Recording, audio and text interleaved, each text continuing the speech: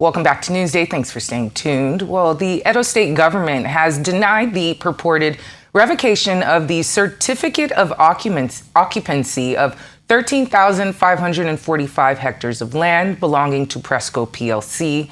That's according to the State Commissioner for Information and Strategy, Kasim Afegbua. Now, a notice purportedly signed by Governor Monday Okpebolo, dated November 21st of this year, outlined that the land was revoked in accordance with Sections 28 and 38 of the Land Use Decree Act number 6 of 1978. The commissioner added that the action was taken for overriding public interest and also noted that there are 2 oil wells on the land. John Mayaki is a chieftain of the All Progressives Congress in Edo State, and he joins me now to discuss this denial from Edo State's government, the likely implications for foreign direct investment, and more. Thank you for joining me this afternoon, Mr. Mayaki.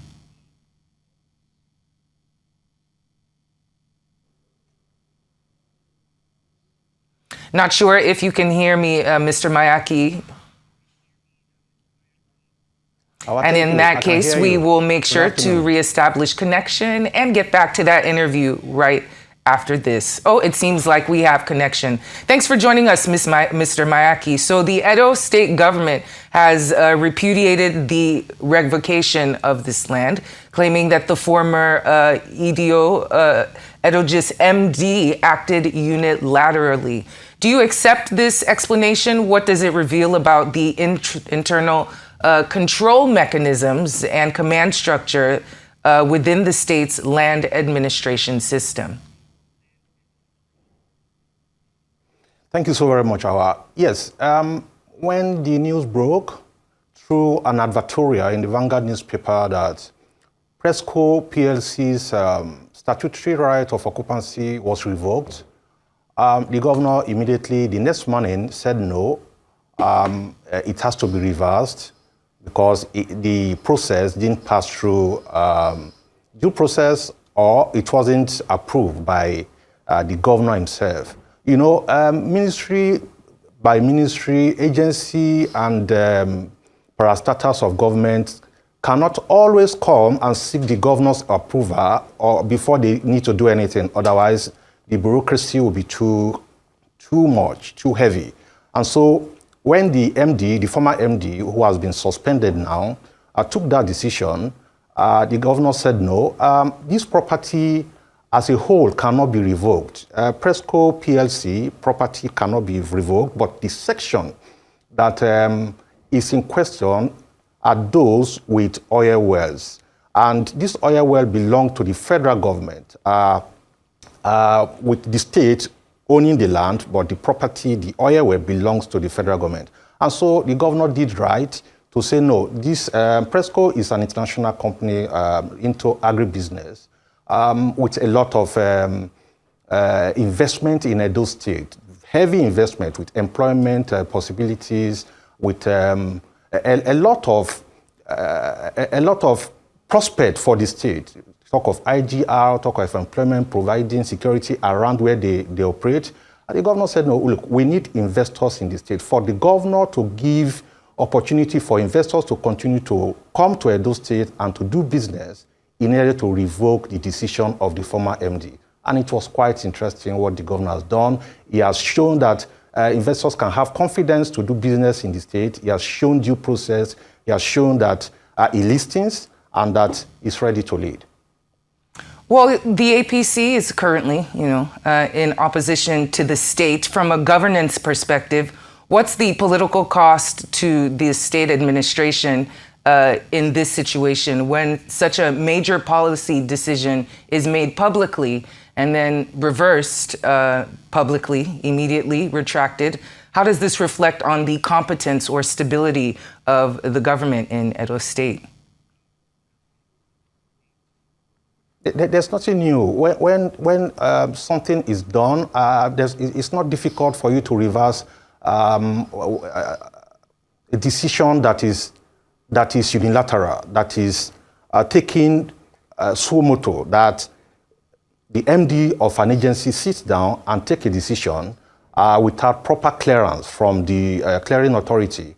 And when you see such a decision being taken against the public interest, against the state, look, if you revoke Presco's land, it takes a lot. And so the governor said, no, don't do this. We're not revoking Presco's land. Look, when something is wrong, whenever you correct it, it's not the issue. It is the ability to take decision that, no, I am reversing myself on this issue. In this case, it is not the governor now. It is the MD who took that decision. And then the governor reversed it.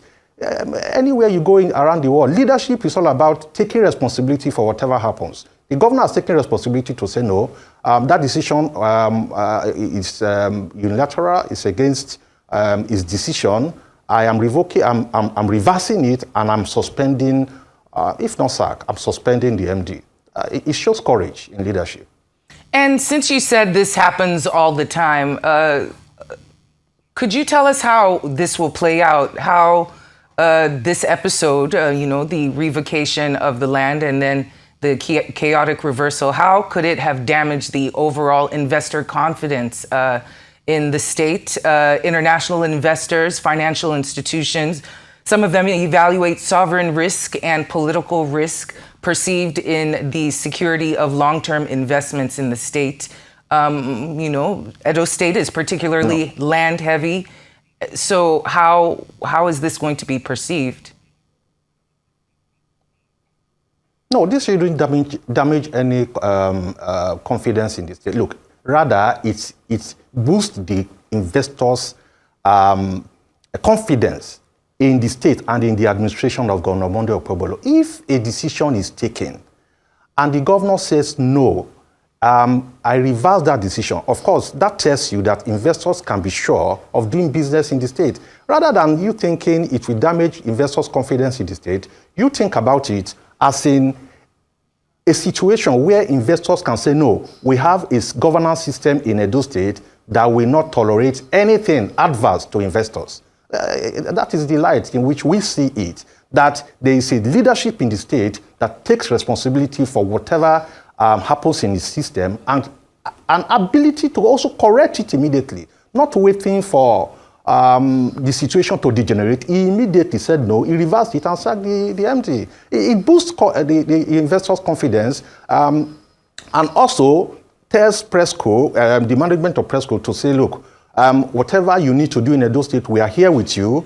Investors, stakeholders, intending businessmen who wants to come into the state, be rest assured that we will follow the rule of law. We are ready to support you. We are ready to back you. We have your backing. Whatever you want to do, let us know. We are ready to back you. It tells the investors that, look, this is a government that is ready for business. And just before I let you go, you spoke about the fact that the MD of the company was removed. What other systemic reforms involving technology, transparency, and the likes of checks and balances, what do you recommend for the Edo State Geographic Information Service? Yes, the MD has been removed. By the what governor. What other reforms? What other reforms do you recommend? What other reforms do you recommend to prevent unauthorized high-stakes actions like this? Severally, special advisor has been removed. Well, it seems like we've lost connection. An MD of an agency was removed. You see, in a system where you tolerate malfeasance, in a system where you tolerate indiscipline, in a system where you tolerate arbitrariness. Please don't put. And you don't deal with them immediately. It festers, and then your system, the governance system, becomes corrupt. The governor, right from the day one when he came into office, look, before he became 100 days in office, a lot of persons were shown the way out of government. That tells you that this government will not tolerate anything untoward, anything that will bring bad reputation to the system. The governor is it's a difficult situation. It's a difficult one that, look, you work in a system where everybody has to sit tight. Everybody has to